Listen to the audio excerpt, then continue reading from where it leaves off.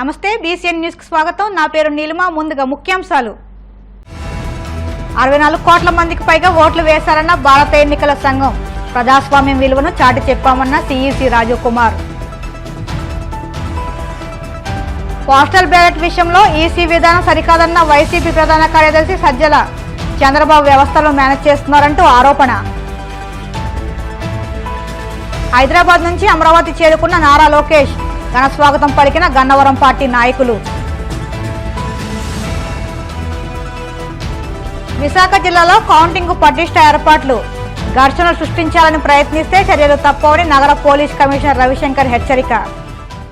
ప్రపంచంలోనే అతిపెద్ద ప్రజాస్వామ్య ఎన్నికల ప్రక్రియను విజయవంతంగా పూర్తి చేసుకున్నామని సిఈసి రాజీవ్ కుమార్ అన్నారు. ఎన్నికల ప్రక్రియ ముగిసిన తర్వాత తొలిసారి ఈసీ మీడియా సమావేశం నిర్వహించగా కేంద్ర ఎన్నికల ప్రధానాధికారి రాజీవ్ కుమార్ సోమవారం మీడియాతో మాట్లాడారు.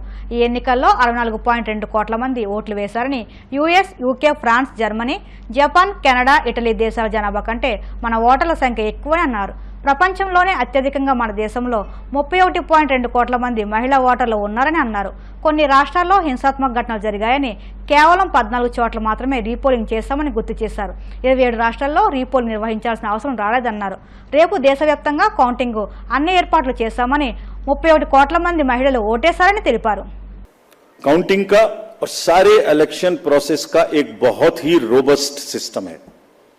हम नहीं समझते किसी दूसरी जगह में इतना रोबस्ट सिस्टम हो सकता है जहां एक एक पार्ट डिसाइडेड है. कल 6 बजे क्या होना है, 6:15 क्या होना है, 6:30 क्या होना है, एक पार्ट खुलेगा तब दूसरा जाएगा, किस जगह में कैंडिडेट होना है.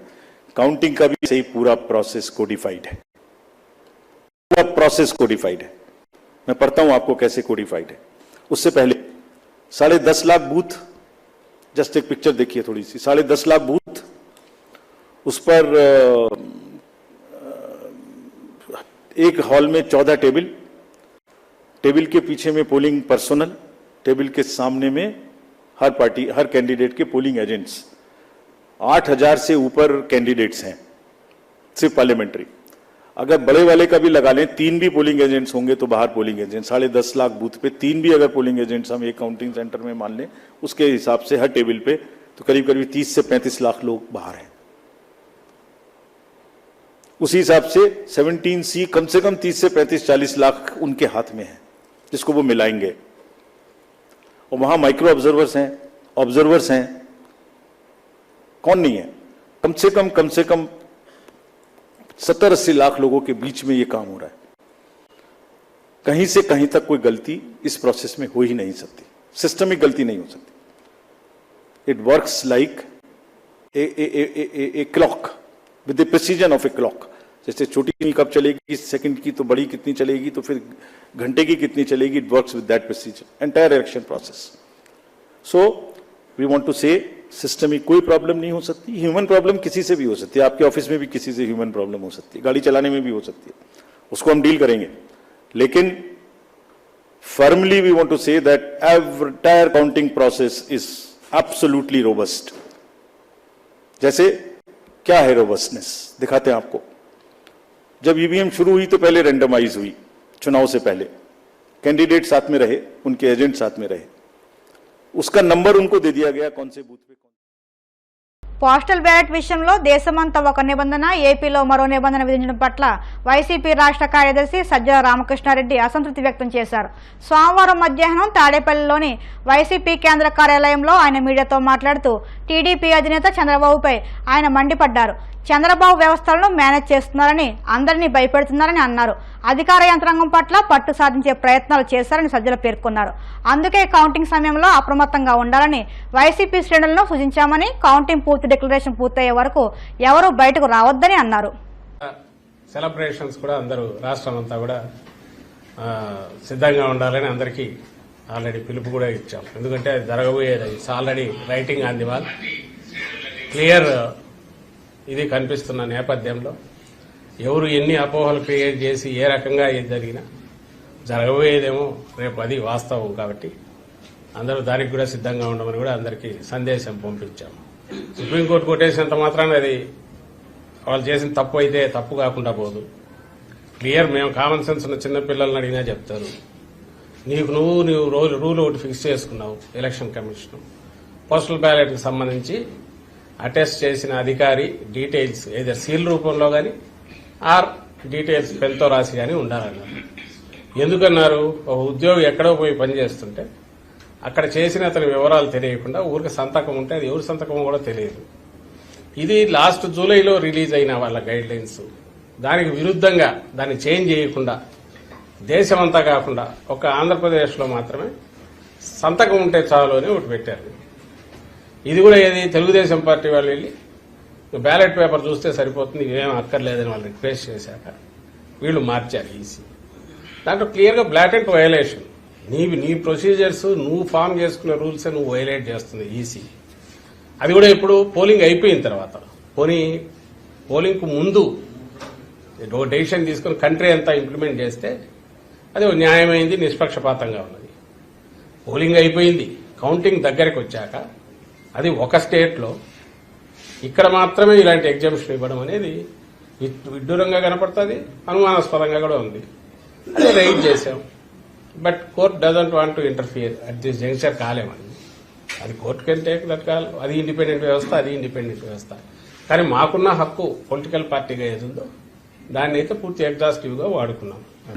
ప్రతిదీ ఇవే కాదు, చాలా చోట ఈసారి కనిపిస్తున్న ఖచ్చితంగా ఒకటే అంటే చంద్రబాబు నాయుడు అనే వ్యక్తి ఎవరైతే సిస్టమ్స్ ను మ్యానిపులేట్ చేయడం, నేను మ్యానిపులేట్ చేయగలను, నా శక్తి ఇంత ఉంది అని చూపే రకంగా ఒక రౌడీ అయితే ఎలాగైతే రౌడీజం చేసి అందరినీ భయపెట్టి ఇచ్చేస్తాడు, సిస్టమ్ మీద నా కంట్రోల్ ఉందని చూపే ప్రయత్నం, ఎలక్షన్ కమిషన్ మీద నా కంట్రోల్ ఉందని చెప్పే ప్రయత్నం గత 2 నెలలుగా మీరు అందరు గమనిస్తున్నారు. కూటమి అని పొత్తు పెట్టుకున్నప్పటి నుంచి, ఈసీ కోడ్ వచ్చినప్పటి నుంచి, అది అధికారుల బదిలీల్లో కావచ్చు, అడ్డగోలు నిర్ణయాలు అప్పటికప్పుడు తాత్కాలికంగా తీసుకుంటున్నవి కావచ్చు, ఏదైనా సరే అన్నిట్లో తన ప్రభావం ఉంది అని చూపుతున్నాడు. అది చూపించి అధికార యంత్రాంగం మీద పట్టు సాధించే ప్రయత్నం చేశాడు.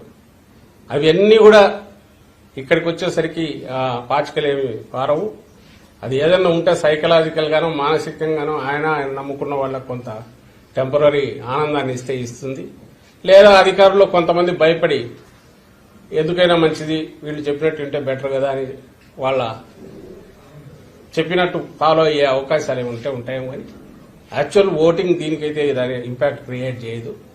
కానీ ఆయన నేచర్ ఏది ఉందో అది ఈసారి కూడా చూపించాడు చంద్రబాబు నాయుడు. బీజేపీతో పొత్తు పెట్టుకోవడం, పొత్తు పెట్టుకున్నాక తర్వాత ఇమ్మీడియట్ ఎన్నికల కమిషన్ మీద తన పట్టు బిగించడం, ఎన్నికల కమిషన్ కూడా అలాగే ఆయన ఎలాంటి ప్రెషర్ తెచ్చినా వాటన్నిటికీ తలొగ్గడం కూడా ఈసారి ప్రత్యేకంగా కనిపిస్తోంది.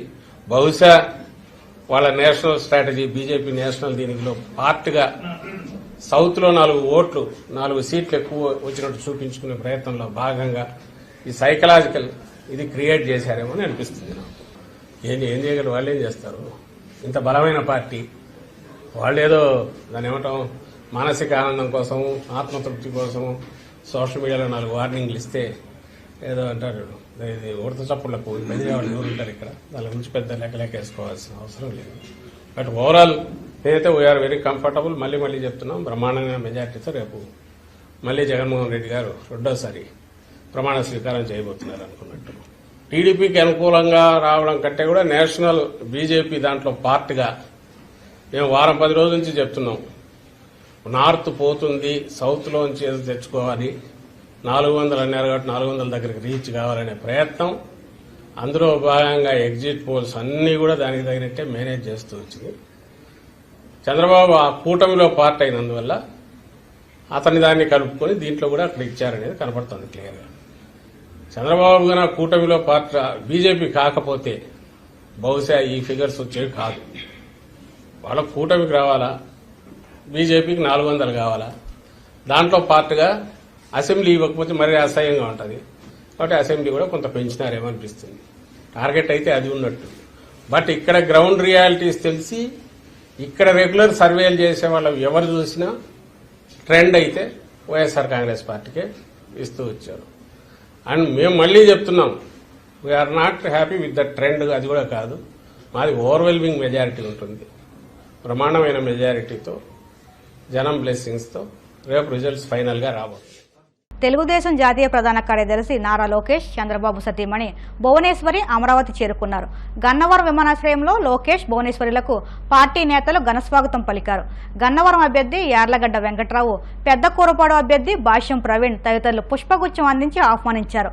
గన్నవరం విమానాశ్రయం నుంచి లోకేష్, భువనేశ్వరి కుటుంబ సభ్యులు ఉండవల్లిలోని తమ నివాసానికి బయలుదేరి వెళ్లారు.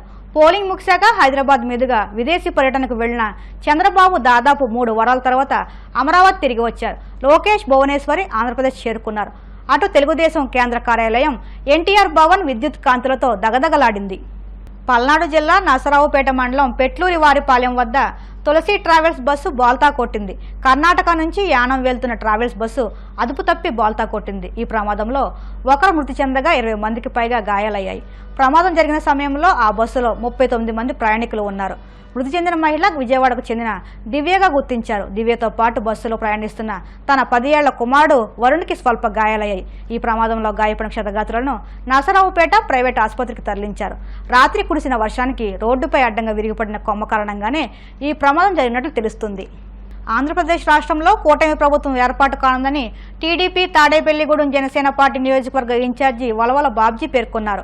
ఈ మేరకు ఆయన టీడీపీ కార్యాలయంలో మీడియాతో మాట్లాడుతూ ఇటీవల విడుదల చేసిన ఎగ్జిట్ పోల్స్లో సైతం కూటమి 130 సీట్లతో ప్రభుత్వం ఏర్పాటు కానుందని ప్రకటించడం పట్ల హర్షం వ్యక్తం చేశారు. ఈ సమావేశంలో పార్టీ నాయకులు, కార్యకర్తలు పాల్గొన్నారు. ఆ ఎగ్జిట్ పోల్ సర్వేల్లో నేషనల్ సర్వేలు ఇండియా టుడే కానీ, న్యూస్ 18 కానీ, CNN కానీ ఇలాగా ప్రఖ్యాతి చెందిన సర్వేలన్నీ కూడా ఆంధ్రప్రదేశ్లో కూటమి ప్రభావం ఎక్కువగా ఉందని చెప్పడం, 53% ఓటింగ్ తోటి ఆంధ్రప్రదేశ్లో అధికారం చేపట్టడం ఖాయం అని చెప్పడం జరిగింది. అంతేకాకుండా కేకే సర్వే కానీ, పైనీర్ కానీ, పోల్ పల్స్ కానీ ఇలాగా వివిధ రకాల ఛానళ్ళలో 15 సర్వేలు పూర్తిగా కూటమికి అనుకూలంగా ఇస్తే ఒక్క ఆరా మస్తానరావు కానీ ఇంకా కొన్ని ఛానల్స్ 3-4 ఛానల్స్ వైసీపీ గెలుస్తుందని ఇచ్చారు. నేను ఆరా మస్తానరావు గారు గతంలో ఇచ్చిన సర్వేల్లో కొన్ని ఫ్లాప్ అయినవి ఉన్నాయి. తర్వాత పోస్ట్ పోల్లో ముందు తెలంగాణలో కేసీఆర్ వస్తాడని చెప్పి తర్వాత ఎగ్జిట్ పోల్లో మళ్ళీ ఆయన దిశ మార్చుకున్న పరిస్థితి అందరికీ కూడా తెలుసు. ఆరా మస్తానరావు గత 10 రోజుల నుంచి మన పశ్చిమ గోదావరి జిల్లాలో సర్వేలు చేయించడం నాకైతే తెలుసు. ఆయన తన టీముని ఇక్కడికి పంపించుకోకుండా ఇక్కడున్న పిల్లలతోటి కొంతమందితో ఆయన ఇచ్చిన శాంపిల్స్ ఏదైతే ఎస్సీ సామాజిక వర్గం ఉన్న చోటల్లా ఆ బూతుల్లో చేయించిన పరిస్థితి కనపడింది.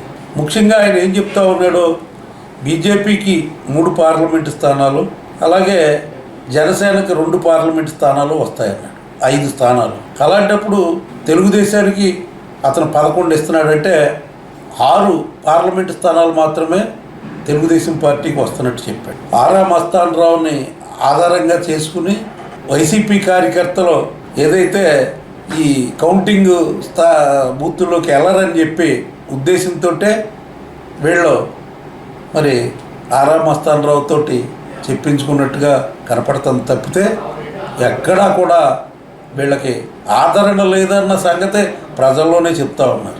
4వ తారీఖు ఫలితాలు ఉత్కంఠభరితంగా ఉండబోతున్నాయి. ఖచ్చితంగా పెద్ద మెజార్టీ తోటి మరి తాడేపల్లిగూడెం స్థానాన్ని నిలబెట్టుకోబోతున్నాం. అలాగే పశ్చిమ గోదావరి జిల్లా మొత్తం స్వీప్ చేయబోతున్నాం. అలాగే 150 స్థానాలు తెలుగుదేశం, జనసేన, భారతీయ జనతా పార్టీ నెగ్గబోతున్నాయి. పార్టీ శ్రేణులకు నిత్యం అందుబాటులో ఉంటూ వారి సమస్యల పరిష్కారానికి కృషి చేస్తున్న గూడూరు ఎన్డీఏ కూటమి ఎమ్మెల్యే అభ్యర్థి పాసం సునీల్ కుమార్ నిండు 100 ఆయురారోగ్యాలతో జీవించాలని పట్టణ టీడీపీ కమిటీ అధ్యక్షుడు పులిమి శ్రీనివాసులు అన్నారు. తిరుపతి జిల్లా గూడూరులోని టీడీపీ కార్యాలయంలో సునీల్ కుమార్ పుట్టినరోజు వేడుకలు ఘనంగా నిర్వహించారు. ఈ సందర్భంగా టీడీపీ పట్టణ కమిటీ అధ్యక్షుడు శ్రీనివాసులు కేక్ కట్ చేసి టీడీపీ శ్రేణులకు పంపిణీ చేశారు. అనంతరం శ్రీనివాసులు మాట్లాడుతూ గత ఎన్నికల్లో ఓడిపోయినప్పటికీ పార్టీ శ్రేణులకు అండగా ఉన్నారని అన్నారు. ఈ కార్యక్రమంలో తెలుగుదేశం పార్టీ నాయకులు, కార్యకర్తలు పాల్గొన్నారు. కుమార్ గారు ఇటువంటి పుట్టినరోజులు ఇంకా ఎన్నో చేసుకోవాలని ఆ భగవంతుడు దయ వల్ల ఆయనకి ఆరోగ్యం, ఐశ్వర్యం, పదవి అన్ని సమకూర్చాలని కోరుకుంటూ ఈ అవకాశం ఇచ్చిన పెద్దలకి ధన్యవాదాలు తెలుపుకుంటూ సెలవు తీసుకుంటాం. సునీల్ కుమార్ గారు గతంలో 2014 నుంచి 19 మధ్యలో శాసనసభ్యులుగా గూడూరు నియోజకవర్గంలో అనేక అభివృద్ధి కార్యక్రమాలు చేశారు. ఈ రోజు కూడా పార్టీ అధికారంలో లేకపోయినా కూడా మనకందరికీ కూడా అండదండలుగా ఉంటూ పార్టీని నడిపిస్తూ ఇప్పుడు పోటీ చేశారు. ఖచ్చితంగా మంచి భారీ మెజారిటీతో మన శాసనసభ్యులుగా ఎన్నికవ్వాలని భగవంతుని ఆశీస్సులు ఆయన ఉండాలని కోరుకుంటున్నాను. సునీల్ కుమార్ గారు జన్మదిన వేడుకలు ఈ నియోజకవర్గంలో ఉండే కుటుంబ తెలుగుదేశం పార్టీ కుటుంబ సభ్యులందరూ సునీల్ కుమార్ జన్మదిన వేడుకలు పాల్గొన్నారు. అదేవిధంగా రేపు కాబోయే ఎమ్మెల్యే రేపు సాయంత్రం బ్రహ్మాండంగా ఉంటుంది. సునీల్ కుమార్ గారు గణేజీతో సాధించుకొని గుడూరు కడుగు పెట్టే రోజులు రేపు దగ్గరలో ఉంది. ఈరోజు వాతావరణం కూడా బాగా చల్లబడింది. నందమూరి తారక రామారావు తెలుగుదేశం పార్టీ పెట్టినప్పుడు ఎంత చల్లబడిందో అదేవిధంగా ఈరోజు కూడా అదేవిధంగా ఉంటుందని తెలియజేస్తూ 2024 నుంచి 2029 దాకా తెలుగుదేశం పార్టీ ప్రతి బడుగు బలైన వర్గాల్ని బ్రహ్మాండంగా చూసుకోవడానికి కాదు చంద్రబాబు నాయుడు ఇక్కడ సునీల్ కుమార్ గారు అందరికీ తోడుంటూ పనిచేస్తారని తెలియజేస్తూ లక్షణంగా అందరికీ పనిచేయాలని కోరుకుంటూ సెలవు తీసుకుంటారు. రానున్న కాలంలో మన గవర్నమెంట్ లో ఏ విధంగా చల్లని పాలన ఉంటుందో ఈ రోజే నిదర్శనం. అంటే వాళ్ళది లాస్ట్ రోజు, మనది మొదటి రోజు అవుతుంది ఈ రోజు సాయంత్రం 1 గంట నుంచి. అందుకోసంగా గూడూరు పట్టణ ప్రజలకి ఎప్పుడు అండగా ఉండేటటువంటి సునీలన్న నిండు నూరేళ్లు అద్దులతో మంచి ఊళ్ళో ఉంటూ గూడూరు పట్టణ ప్రజల్ని ఎప్పుడు మరిచిపోయినటువంటి వ్యక్తి. ఎందుకోసం అంటే దేని బట్టి ఆయన ఎంత ప్రేమ చూపిస్తాడో వాళ్ళందరూ మొన్న చేసేటువంటి ఎలక్షన్ దాంట్లో కాసుకొన్నారు. ఈ రోజు ఇక్కడ ఉన్నారంటే ఇక్కడ వచ్చిన వాళ్ళందరూ 3 గంటలకి తిరుపతి ప్రయాణం పోయి తిరుపతిలో రేపు ఏజెంట్ గా కూర్చోవాలి. మేము ఒకటి పుట్టినరోజు ఆయనకి ఎన్నో చేయాలని రానున్న కాలంలో పెద్ద పందిర్లతో ఆయనకి పుట్టినరోజు ఘనంగా చేసి గూడూరు పట్టణ ప్రజలు చల్లగా ఉండేలా ఆయన కుటుంబం చల్లగా ఉండేలా ఉండాలని కోరుకుంటే అవకాశం ఇచ్చిన ప్రజలకు ధన్యవాదాలు. మన రాజన్న చెప్పినట్టు 5 గంటలకు కూడా అందరం కూడా ఎంతో ఉత్సాహంగా పార్టీలు జరుపుకునే పరిస్థితి. అందరం కూడా కష్టపడి పనిచేసాం. ఒకే నినాదంతో సునీల్ కుమార్ నేను అనే గళం వినపడడానికి శాసనసభలో మనం అందరం కూడా ప్రయత్నించాం. ప్రతి ఒక్కరు కూడా అన్నని విజయం వైపు నడిపించినందుకు ప్రతి ఒక్కరు కూడా ధన్యవాదాలు తెలుపుకుంటూ అన్న ఇలాంటి పుట్టినరోజులు మరెన్నో జరుపుకోవాలని ఆ భగవంతుడు ఆయన ఆరోగ్యాలు అష్ట ఐశ్వర్యాలతో ఫ్యామిలీ నిండు నూరేళ్లు వర్ధిల్లాలని చెప్పి కోరుకుంటూ మరొకసారి అన్నకి జన్మదిన శుభాకాంక్షలు తెలుపుతూ సెలవు తీసుకుంటాం. ఇప్పుడు కాసేపు ప్రకటనలు.